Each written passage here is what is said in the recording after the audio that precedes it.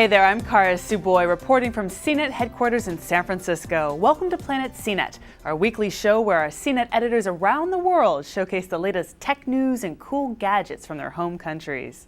We begin this episode in France with the oh-so-private and suddenly camera-shy Louise Guéguen. A few days ago, Street View was launched for the first time in Europe, in France to be more accurate.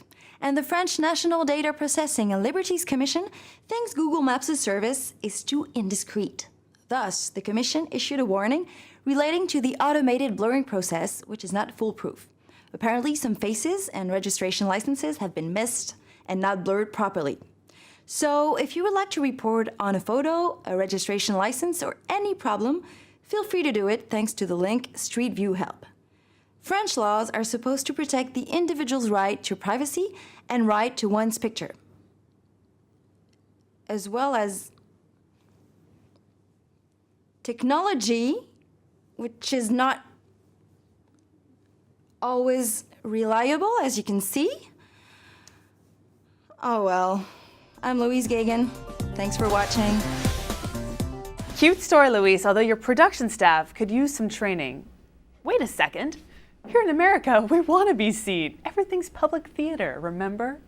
Moving on to CNET Singapore, Damien Koh takes us on a ride in the capital city's latest attraction. One warning though, acrophobics, stay home.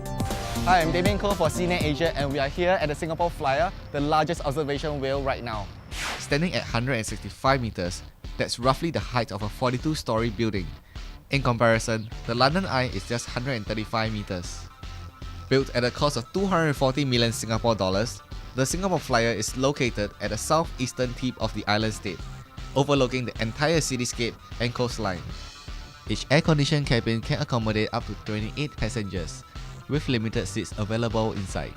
Right beneath its towering wheel is a central atrium that opens out to a tropical rainforest with an open-air theatre for live performances as well as eateries.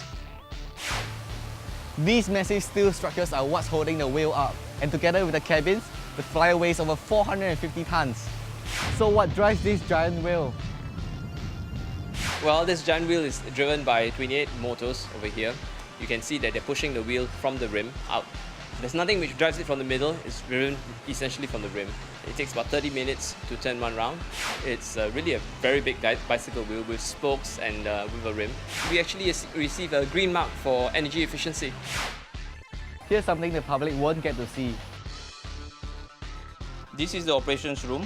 Okay, so what's happening in the operations room is that the operator is going to be monitoring the equipment status of the cabin as well as the movement of the wheel. This is the control panel. So what it does is stopping of the wheel and also moving and slowing down the wheel as well.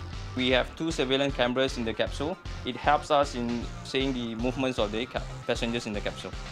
Okay, we have 4 smoke detectors in the cabin. Okay, 1 smoke is been detected. The alarm will be sent to the control panel. Okay, and then we will start with our fire response plan. Okay, there's no emergency exit in the capsule. Okay, but what we do have the ability to actually turn the wheel or increase the speed of the wheel, both directions, and in order to evacuate the passengers quickly. Let's get into one of these cabins right now. Well, it's easy enough hopping in. Inside, it's fully air-conditioned and all glass except for the floor, fortunately. So is 29.50 Singapore dollars worth it for 30 minutes in the Singapore Flyer? Look for yourself. You get unobstructed 360-degree sights of the Singapore cityscape and nearby Malaysia and Indonesia islands. Come September, you can get a panoramic view of the F1 night race from the Flyer. And by late 2009, the surrounding Marina Bay comes alive with an integrated resort, casino, and nightlife. And that's the Singapore Flyer. I'm Damien Koh, signing off from Singapore. By the way, $29.50 in Singapore dollars translates to about 22 US dollars. And for a whopping 1,100 US dollars, you can rent out an entire capsule for your private party. So let's see, that works out to about 36 bucks a minute. Worth it? You be the judge. And finally, I'm going to take you on a tour of the studio of a San Francisco-based company that isn't building buildings, but rather decorating them with video, among many other mind-blowing projects. Check it out. Playing a video game is so much more fun in my own surround gaming pod. We see this probably within the next 5 to 10 years as sort of a new display technology for video games. Based in San Francisco, Obscura Digital is a marketing company that sees itself as revolutionizing the advertising world with its interactive and immersive technologies. We like to view the company as the company that's sort of changing the face of marketing, and so using advanced video technology solutions to help our clients bring either products to market or their services. The 7-year-old company got its start with these projection domes. Turn the inside of the environment into the south of France, or you could take a journey through grid computing. I mean, it sort of depends on what the client wants and what their message is, and then when people come in, they kind of get immersed in that overall environment. They've been a hit at corporate events and lavish parties worldwide. For example, using a similar technology, the company wrapped New York City's meatpacking district with video for the launch of iGoogle. We lit up buildings ranging from 2-story little buildings all the way up to 14-story hotels, and we synchronized the entire neighborhood with full motion video. It was a really stunning project. Obscura has also branched out to explore interactive touch technology. Tons of people can walk up and touch and play with, manipulate data and video. We can send it off frame. How cool is this? How is this working? It's actually got some sensors that just sense when you touch, and then our engineers have written the application to actually kind of interface with multiple touch points. It can also pull in any kind of real-time data feeds, RSS feeds. This type of display could be sort of the hub of your digital home in the future. Now back to my Grand Prix video game, originally designed by R Factor. We provided them with a surround camera that actually renders 5 different views, so right, left, up, down, forwards, and then our software is stitching it back together in real time and then applying it to the surface.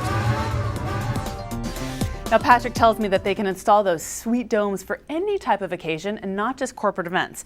I told him my birthday's coming up in August, so if he pulls through with my own projection dome, you're all invited. Thank you for watching Planet CNET. We'll see you next week. I'm Cara Suboy reporting from CNET San Francisco.